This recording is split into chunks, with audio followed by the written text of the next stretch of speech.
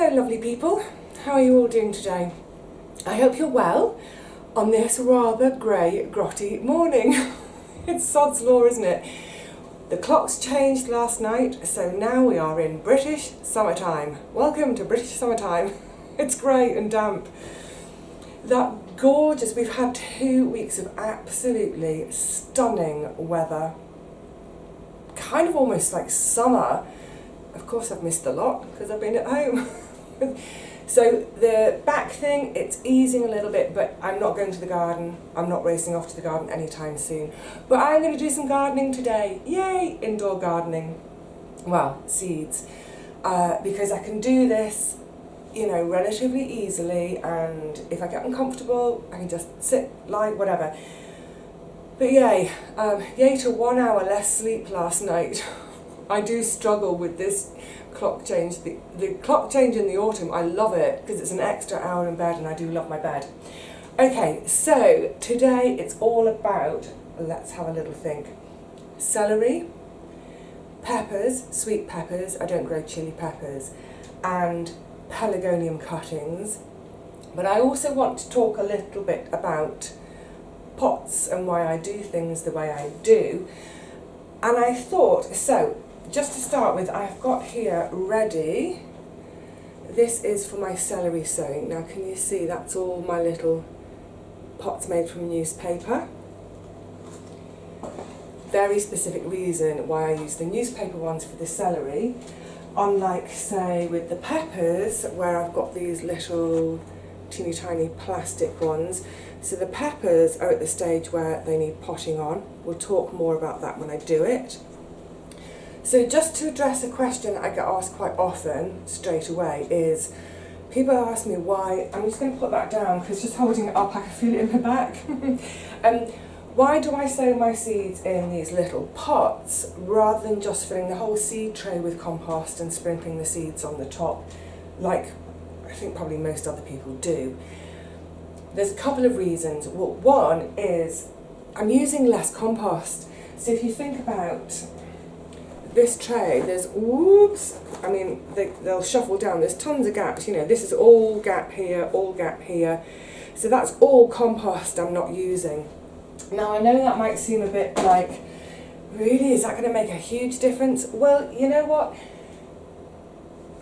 It's all about that, what I come back to each time. So I want to get my food for the least expenditure.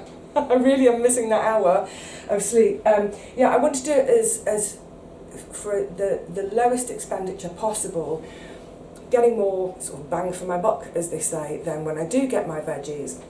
But also, you know, it's that thing of buying bags of compost, lugging them up to the flat, any of those areas where I can just reduce my usage, great.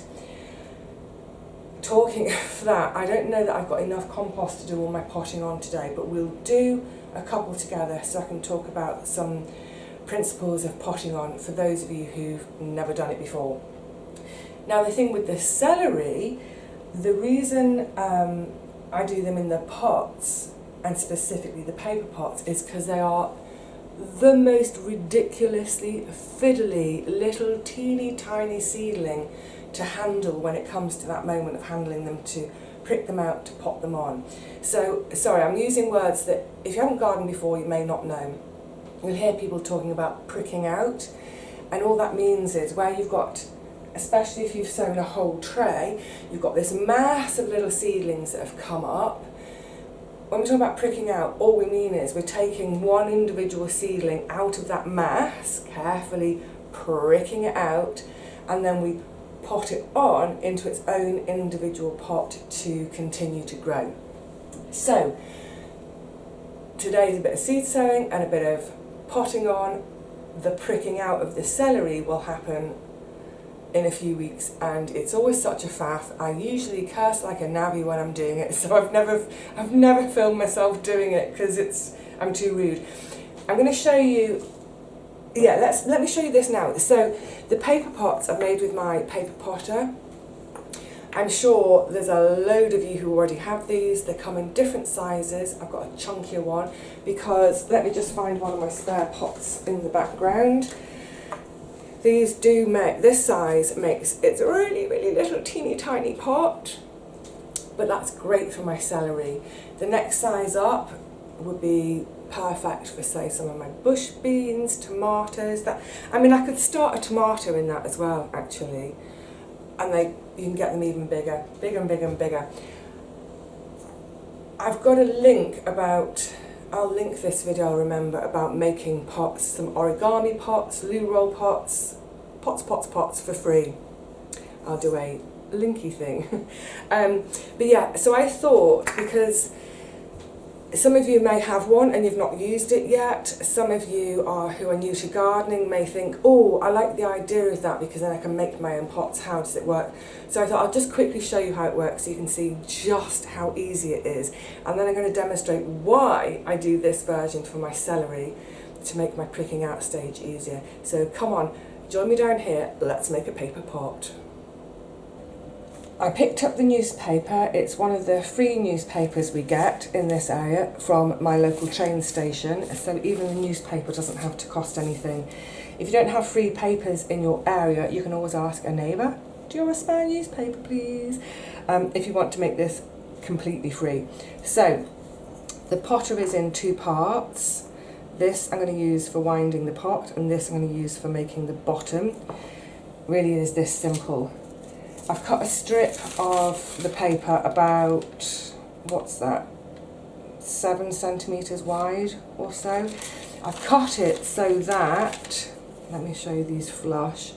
I'm going to wind the pot here, and then you can see I'm leaving a couple of centimetres hanging loose at the end, and that will become the base. So the newspaper is almost up to sort of the shoulders here. So on my flat surface, make it easier.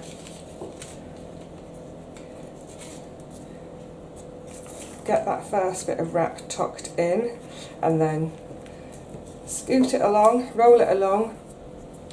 So it looks like that now, and then you can see that's the overlap. Very easily just squash the overlap in. I haven't pressed it hard, I haven't tucked it in, haven't done anything, just press it over. Then I take the base section, and can you see there's a sort of, that bit sticks up, that's going to push in. Push them together, bit of effort, give it a scrudge around a couple of times, and then you'll see how it's sort of, hopefully that will pick up how it sort of folded it all in, and then twist it off in the opposite direction. And then I've got myself a little paper pot. So I was saying I use the paper pot specifically, well, I use them for all sorts of things, but always for the celery, because then when it comes time to pricking them out, I mean, I will sow thinly anyway. I'll try to only sow 10 seeds in there. I try and sow less, but they're so tiny, invariably I end up with loads. When it comes time to pricking them out, the easiest thing I found is, because the pot will be quite sort of damp and floppy by then, is simply with a pair of scissors, I'll sort of poke the scissors down into the soil. I cut the side, whoopla, this is quite hard to demonstrate like this, cut the bottom, and then I can very simply, I sort of lie it on its side, so now that the seeds are sticking out here, I can unroll it very gently, and it's falling apart. And obviously, sort of once it's unrolled, the compost falls apart a bit, sort of revealing their roots. And then I've got all the little seedlings along here. It's just much easier than to just get one little seedling out at a time. I mean, I say it's fiddly. If you've never grown celery before, trust me, at the seedling stage, at that stage where I want to prick them out, they are like cotton threads. That's how fine and little they are. So it is a bit of a fiddle and a faff, but well worth it for one's own celery. Now, quickly, oh yeah, so honestly, I don't know, that lack of hour of sleep hasn't left me doolally. Before I do the celery and the peppers, just a quick update on my lovely pelargoniums. So I took cuttings on the 20th of February, which was the same day that I sowed my peppers. That is now, what's the date today? It's 27th, so that's 5 weeks ago. Quite simply took the cuttings from my mother plants, which just sit there in the kitchen window, and they've just gone into an old jam jar with water, and can you see? Look at that mass of roots forming. Let me take one out to show you. So yeah, they are developing some really lovely roots on there. At this stage, I could probably think about putting them into some compost, into their pots.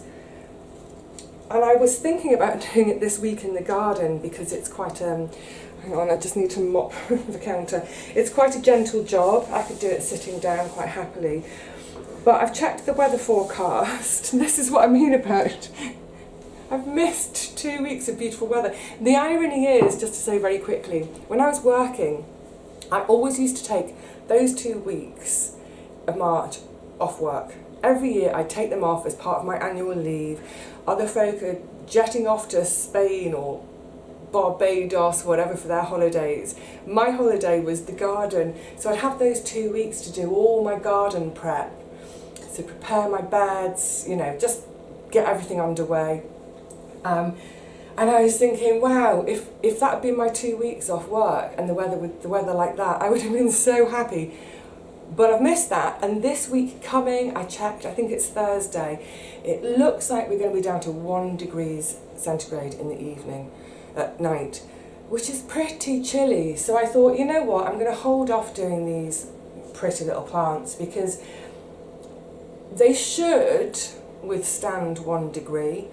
However, they're just little baby cuttings, you know, just that the shock of now going into soil and then going outside when they've been in the flat, which is relatively cosy. So the other thing, well, what I could do is I could pop them up here, put them out on my landing where it's cooler to adjust them, but then I've got to carry them in their pots, whereas to get them down to the garden in this state, obviously I'll take them out of the jars of water, I just get them all together, wrap them in some damp newspaper, much easier to get to the garden. So I think I'm going to hold off doing those, and they won't come to any mischief being left in the water. So if yours are at this stage too, if you've done some, don't be worrying about hurrying to get them potted up. They'll be absolutely fine for even a few more weeks. If you haven't taken your cuttings yet, you've still got plenty of time, because as you can see, that's, what did I say, 5 weeks. In 5 weeks, perfectly good roots for potting up. So even if you did them now, where are we? Right at the end of March, and by the beginning of May, you may be ready to, you know, plant them up in your garden, in your pots, on your windowsills, wherever you're going to have your pelargoniums. You could take your cuttings even later. You know, if you did your cuttings in June, you'd have plants for the garden in August. Do it whenever you fancy. I'm going to leave mine for a little while yet. Okay, let's get on with sowing some seeds. Let's start with the celery.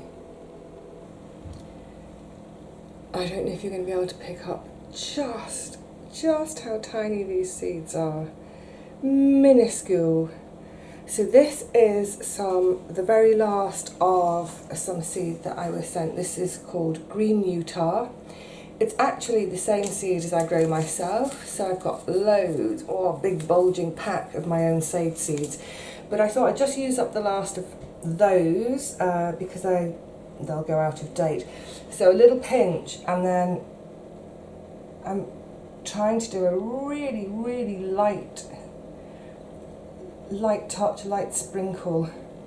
It's so difficult. Oh, there's a mass in that one. Actually, I've probably got enough. So I've given myself 25 of these paper pots. Eventually, I would like 25 plants. I'll do a sort of 5 by 5 block of them. Undoubtedly, I have probably sown, just in this, I've probably sown about 200 seeds. No, I'm exaggerating, maybe about 100. The reason I'm sowing so many is obviously germination.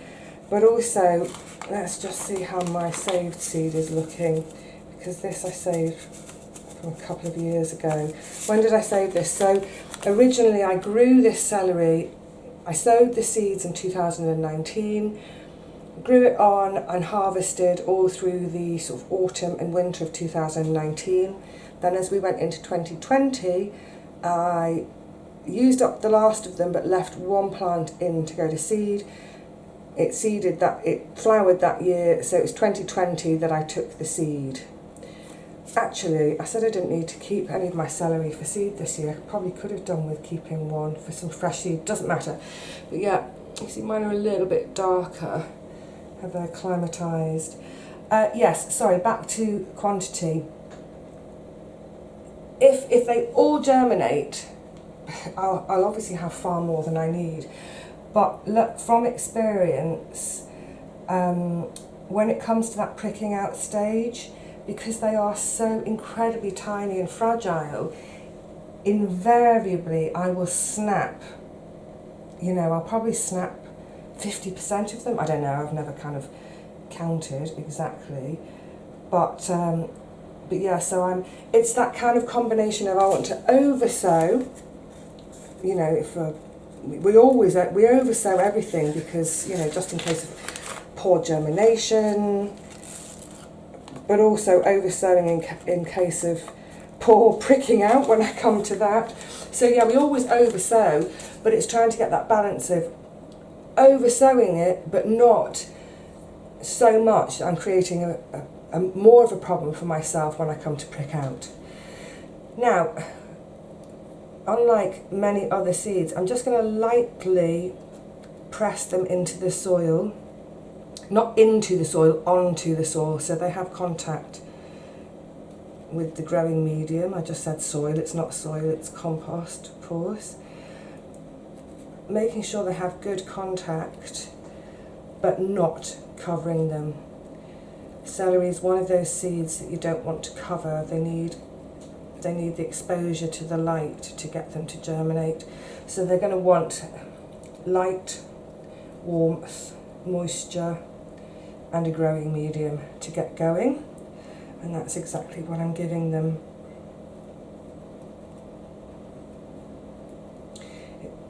I remember the first year I grew celery, it just felt wrong to not cover them. It's instinctive somehow, isn't it, to sort of bury our seeds, cover them, tuck them in, but not with the celery. Labelled, of course, and as always with the date that I'm sowing on the back.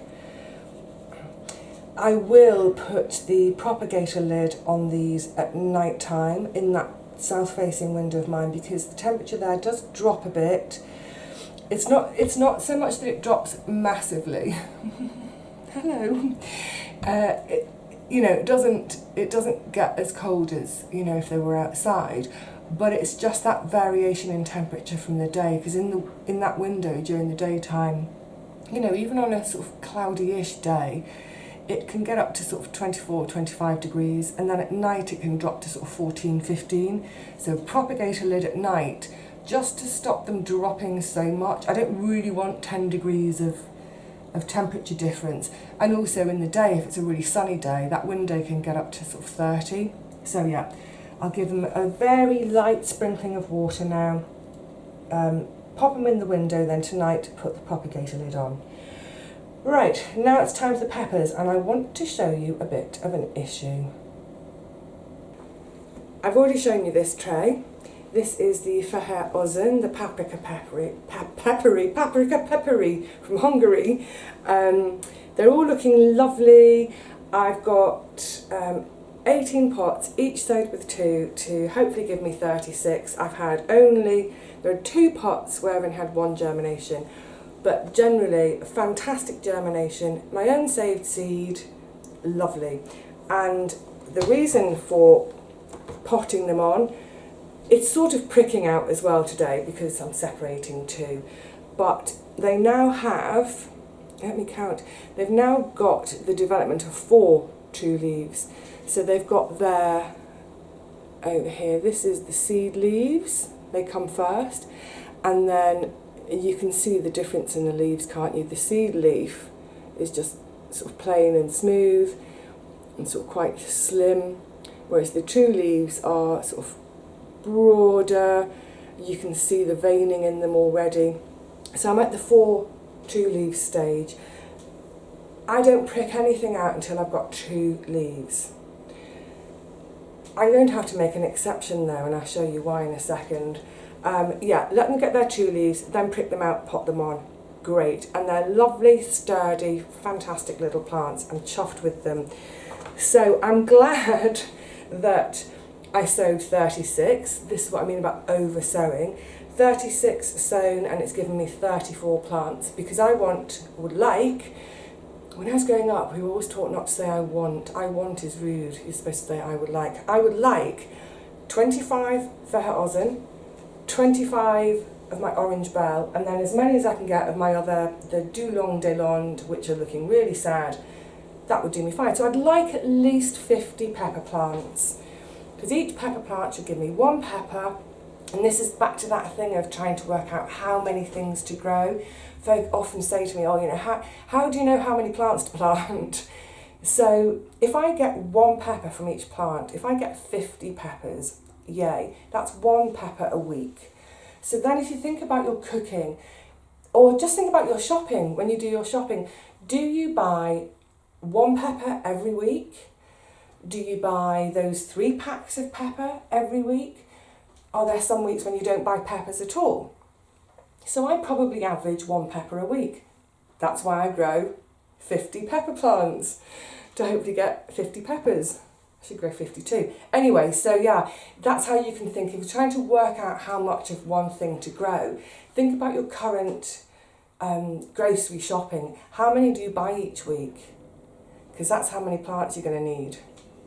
And you may decide, actually, if we buy 3 peppers every week, that would be 150 plants. I mean, obviously, sometimes you get more than 1 pepper per plant. But if you're going to suddenly have 150 pepper plants, you might think, that's too many for our space. We'll just do with 50 and just accept that sometimes we will still be buying peppers rather than just being, you know, being self-sufficient in them. Right, so that was the Verheozen. And this is where it all goes a bit pear-shaped, because the next tray is my orange bell. Again, it's my own saved seed. So here we are, looking absolutely lovely, just like the Verheozen, exactly the same stage. Yeah, 4 true leaves on each of these. Brilliant. But I also sowed some in these kind of card pots. I really wish I hadn't, because I think that's where the problem has arisen. Let me show you a comparison. So bear in mind, this is exactly the same seed, my saved seed, exactly the same seed. Same compost, same heat, light and watering conditions. Everything has been identical. Look at that. I mean, look at, can you see, there's just about a true leaf coming in the middle of that one. It's ridiculous. Obviously, my thought is that it's something to do with the pot, because everything else is the same. I don't know whether this pot has just pulled all the moisture out. Have they been too dry? I've really kept an eye on that, because it became obvious that they all came up at the same time and looked the same. They were all at this stage at the same time together. The ones in the little plastic pots have since just taken off, and these have done nothing. So, yeah, I hate these pots. I've come to the conclusion. Someone had them left over and said, I don't like these, do you want them? And I should have thought to myself, why didn't they like them?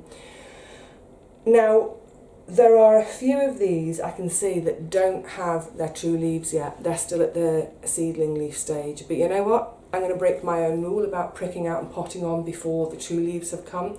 I'm going to do them anyway, because they're obviously not happy and not doing anything as they are. So I might as well try and change something to improve the situation. And if I lose the lot, bar those 4, then at least I'll have 34, I'll have 38 pepper plants still, if I can bring the rest of them to, you know, maturation. So, yeah, bit of a heads up, I won't be using those again.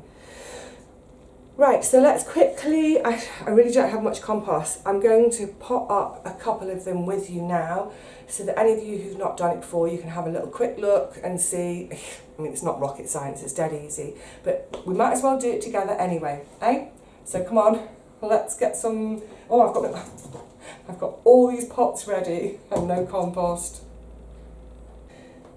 The name of the game at this stage is to be gentle. These are still, you know, they're sturdy little plants, but essentially they're still fragile little babies. So to get them out of this pot, I'm just going to one finger through the middle, a finger either side on level with the pot, so that I'm not touching, or I'm trying not to touch their stems.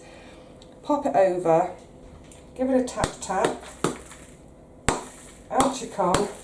There we go. Oh, you can see, look, it really did need potting on. So I'm just going to now place it on, that's why I put the newspaper here, just pop it down on the counter, because now I want to just very, if I show you this way, just tease them apart. The main thing is I'm trying not to touch the stems. The stems are the most fragile part at the moment. Gently teasy, teasy, teasy, teasy, teasy. There we go, get them apart. And try not to disturb the roots too much either, so I'm trying to keep a nice chunk of that soil with them.